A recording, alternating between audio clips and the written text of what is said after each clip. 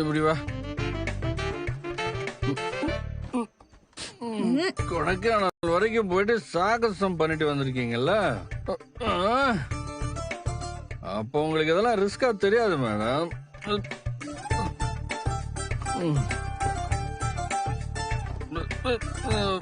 இனிமே எங்க போற?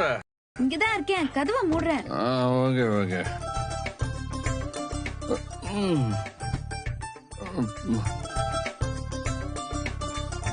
இதையும் வச்சிடலாமா? எல்லாமே தான் வைக்கணும்.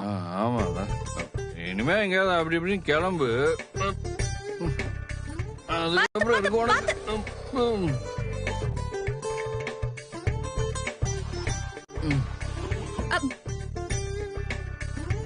நான் வேணா ஹெல்ப் பண்றேனே, சின்ன டப்பாவாச்சும்.